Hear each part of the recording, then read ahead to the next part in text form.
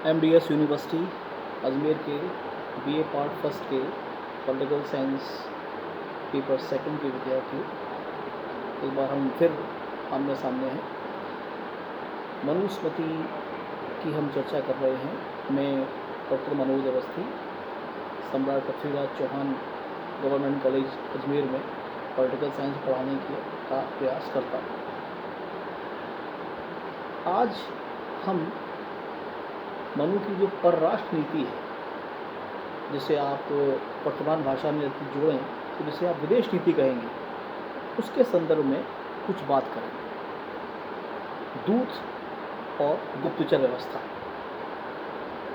अब यहाँ आप राज्य के सत्तांग सिद्धांत को याद करें कि आपका राज्य है, उसके 7 अंग हैं और राजा उसका मुख्य भाग है। लेकिन खाली आपका ही राज्य थोड़ी है, आपके आसपास अन्य राज्य भी हैं। अब आप याद कीजिए, ये आप लोग पढ़ चुके हैं, राजा के गुण या उसकी विशेषता। तो मनुस्मृति में राजा का एक प्रमुख गुण बताया गया है, विजिगीषु होना। विजिगीषु का आशय होता है जीतने की इच्छा रखने वाला,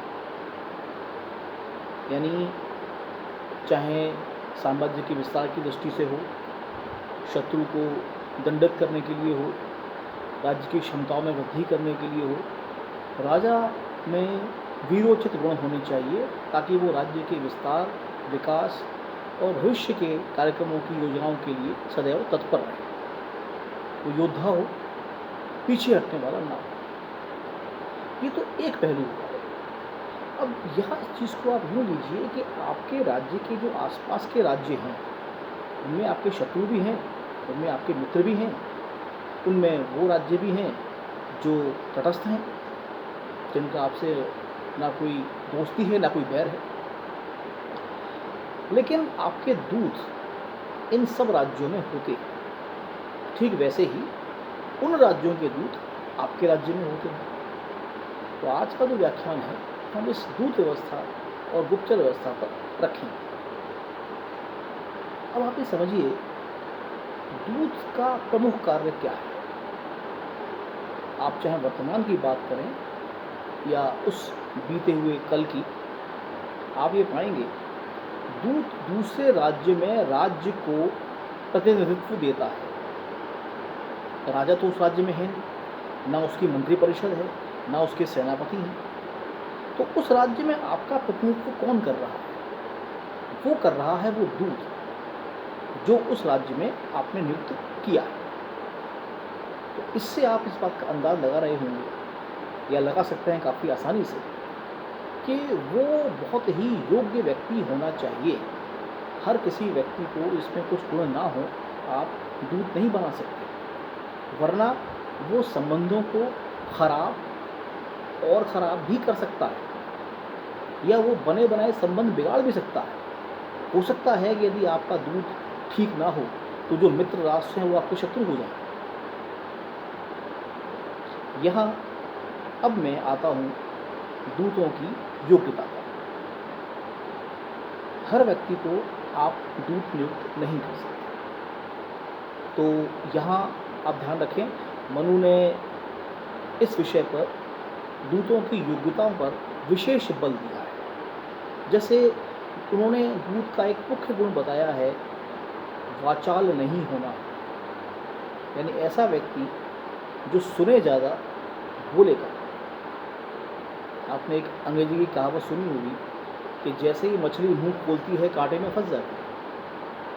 यदि आप ज़्यादा बोलेंगे तो जो दूसरे राज्य में जहाँ आप कार्य हैं, रख कर रहे हैं दूत के रूप में, वहाँ मंत्री परिषद है, अन्य अधिकारी हैं, वहाँ का राजा स्वयं है, वो आपके हाव भाव पढ़कर आपके ने जो कहा है उसको सुनकर आपकी बातों के छिपे हुए अर्थ निकाल सकता है।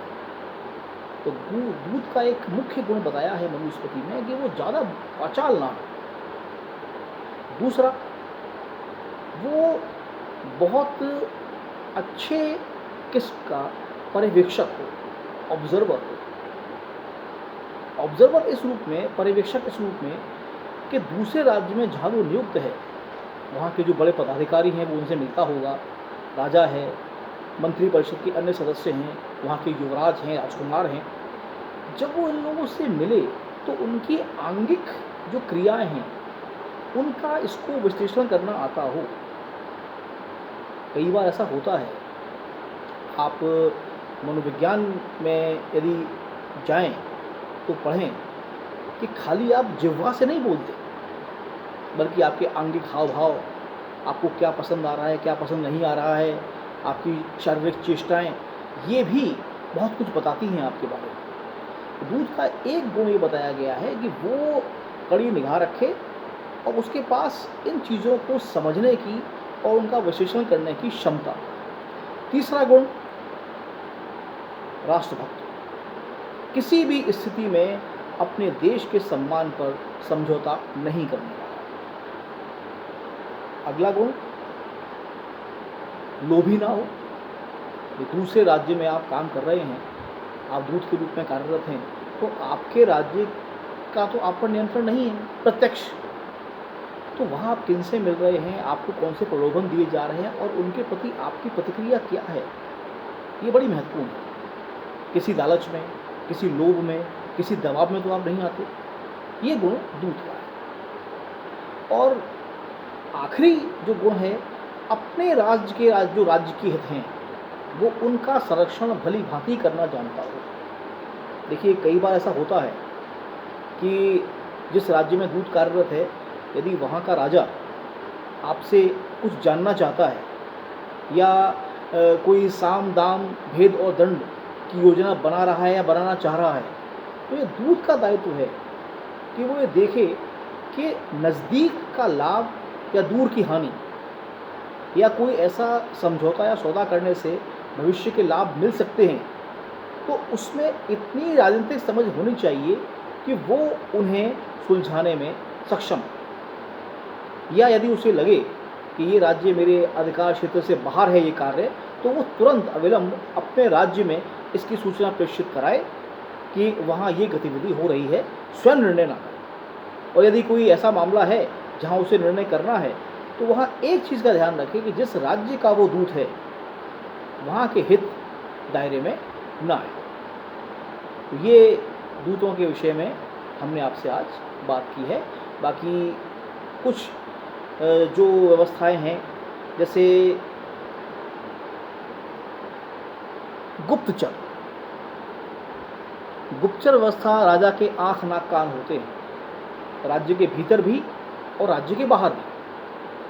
आप आज भी देखें तो राज्य का जो सुरक्षा तंत्र है, देश के भीतर भी और देश के बाहर भी ऐसे व्यक्ति कार्य करते हैं जो सूचना एकत्र कर कर देश की सरकार को या राजा को पहुंचाते हैं और फिर उसके बाद उसके विषय में अनुकूल निर्णय किया जाता है। तो मनु ने दूतों को विशिष्ट स्थान दिया है और इनकी उसने 5 श्रेणियां बताई हैं। पहली श्रेणी का नाम है कापाटिक। कापाटिक का आशय है जो व्यक्ति कपट या धूर्तता या चालाकी इसमें पारंगत हो, वेश बदलना, भाषा बदलना, किसी दूसरे के से सूचनाएं निकालना, इस तरह के कार्यों से जो सूचना एकत्र कर सकता हो, मनु ने उन्हें कापाटिक कहा। दूसरा जो वर्ग है उदास्थित, ये महत्वपूर्ण ध्यान रखिए। आपने मनु की समाधि व्यवस्था में 4 आश्रम पढ़े हैं।